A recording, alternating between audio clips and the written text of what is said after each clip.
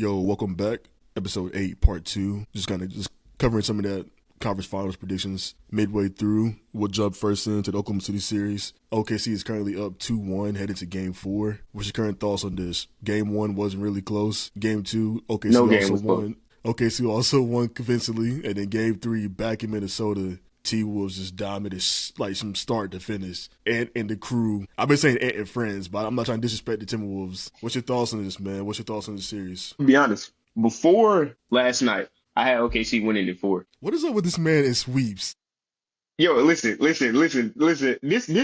sweep I can explain. The reason why I had OKC winning in 4 before last night was because they just looked better. Like they just looked better. Like and it just not no. They just looked better. Like and it's crazy to say that like we're in the Western Conference Finals. Like it didn't look like they didn't look like comparable teams in game 1 and 2. So I was like, dang, like the Wolves really might not get a game because they weren't like. And I thought, I'm not saying that I thought the Wolves were like worse or than they were or anything like that, but the Wolves, like I was just like, they didn't look like comparable to them, and I was like, dang, like I really thought like they were gonna have better games. Like Anthony Edwards, in the first game, I know he wasn't like as aggressive. I think bro took like 13 shots and had 0 points in the fourth quarter. Drew Randall had a good game 1, but then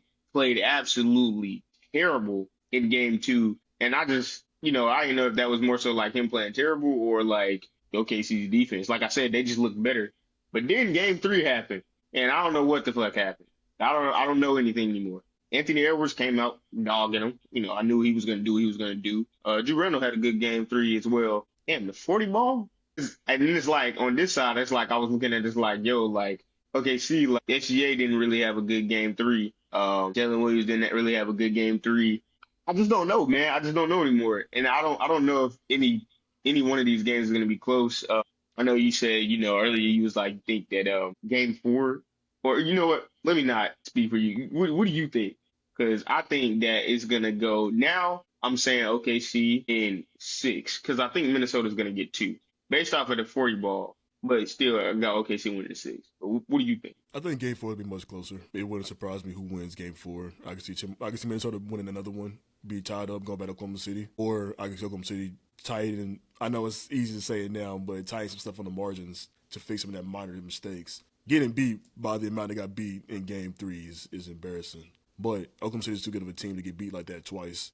Yeah, dude. But I've been saying this for the past couple of weeks, y'all, and I'm not by any means picking anybody against the Thunder, but there's been some cracks in the foundation in the wall of Oklahoma City. I mean, you getting beat by Minnesota like this. Imagine if they played the Pacers. The Pacers the Pacers on right now could like world beaters offensively. That's all I'm gonna say. And New York has 3 guys on supermax contracts for very good reason when it comes to offense. In saying that, though, I have the Thunder win this series, winning in 6, 5, 7. I have no prediction right now. I don't know what we just saw in game 3.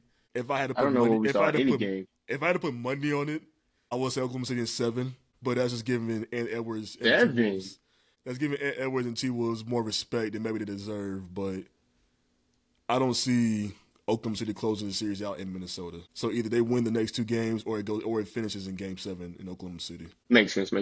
And then there's a game on right now that I don't have the score for, but Indiana's currently up 2-0 in this series against the Knicks. What's your thoughts on this series, man? What's your thoughts on? And listen, let me say this too.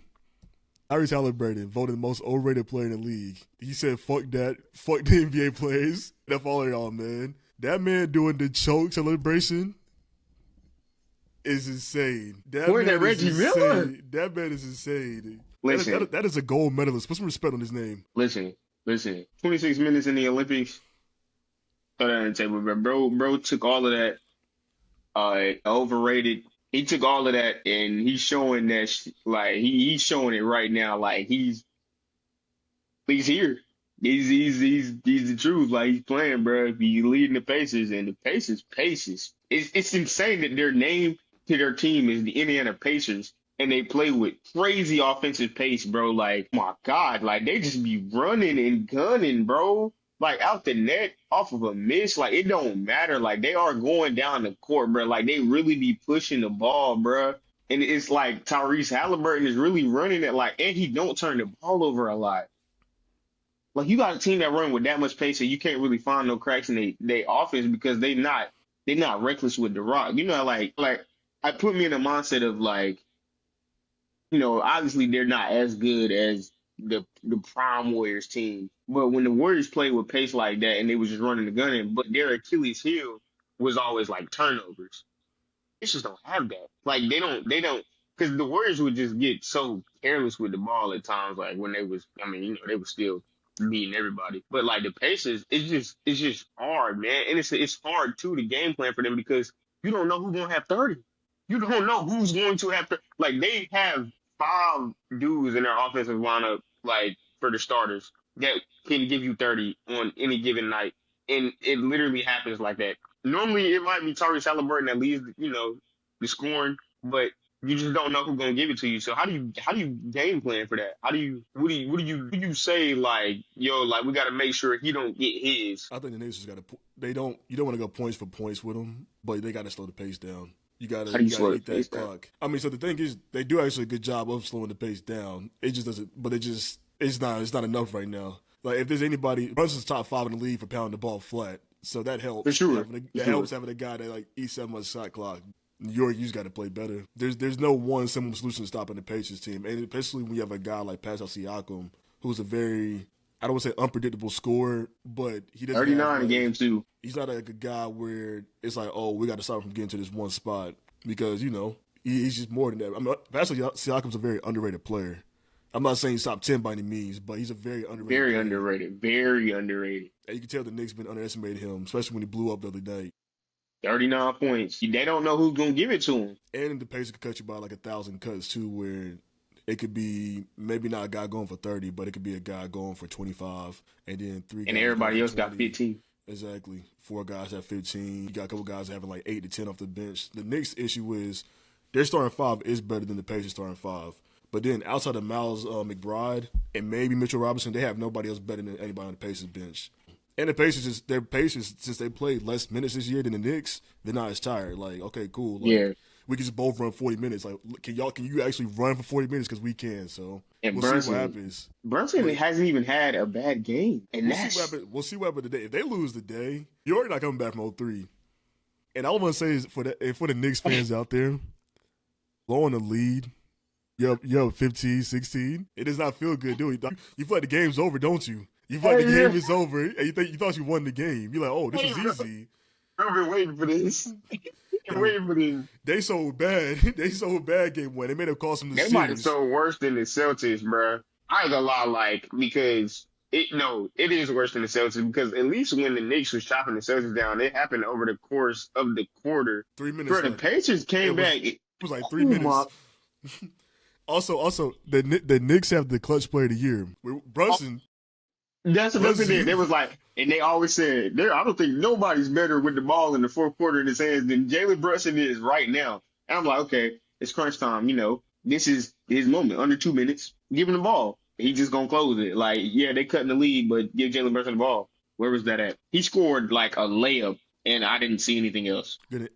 Enough about the series though. T-Dub is a John Morant fan. Earlier in the season, T-Dub said he read that John Morant over Tyrese Halliburton. Do you still stand with that? If Tyrese Halliburton makes the finals this year, He don't have to make the finals this year. I'm not gonna stand with that. I apologize, Tyrese, Mr. Halliburton. he wasn't familiar with your game.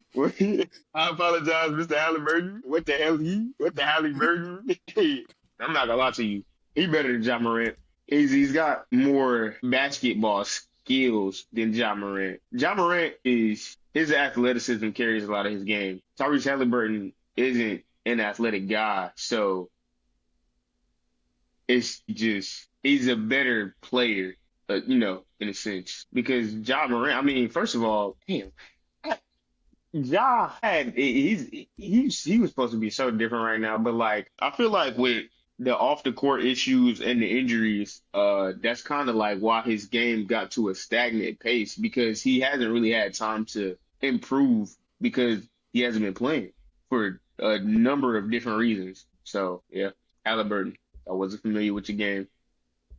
And no, he don't have to make the finals before I say that. He's doing what he's doing right now. Top 5 current players left in the playoffs for you. Top 5 current players left in the playoffs. Yeah. I'm gonna MVP. go. I mean, SGA, yeah, obviously. Anthony Edwards. No particular order, or do I gotta go order? In order. Okay, SGA, Anthony Edwards, Brunson, Cat, Halliburton. Even with the Pacers about to be up 3-0, we still say Karl Anthony Towns before Tyrese Halliburton. It's only because. It's only Tyrese, I because. won't disrespect you. I won't disrespect you, Tyrese. I'm done. It's only, listen, it's only because actually, Pacers over the Thunders in 7. Clip it, he's right. It, Whoa. Hey, time out. Clip it. But he is right though. Cat is not better than Halliburton. Let me SGA, Anthony Edwards, Brunson, Halliburton, Cat. Yeah, that's it. Or damn, yeah, that's it. But I mean, Taylor Williams, like, is he a guy who could be potentially in that top 5? All NBA, I guess. Yeah. It remains to be seen if you can win a championship with J-Dub as your second best player. I've seen it with Pascal Siakam. Against his Warriors. All right. So relax. I've seen it. Hey, another injury told series, but no, it is what it is, man. No, it is, I ain't tripping. Yeah, still got 4 rounds. Pascal Siakam not in my top 5. Not yet. We gotta wrap the video up like that, man. Anything you want to plug before we get out of here, man? All right, shoot, same thing, man. Y'all go tap in on the Instagram, Lil Dub 99. That's it, bro. Run us up. That's it, bro. Just get us more. Just get us out there, man. Instagram, Lil Dub 99. That's all. I'm gonna plug in 910 Voice, of course. Until next time. T-Dub, see you later, man. All right, bro.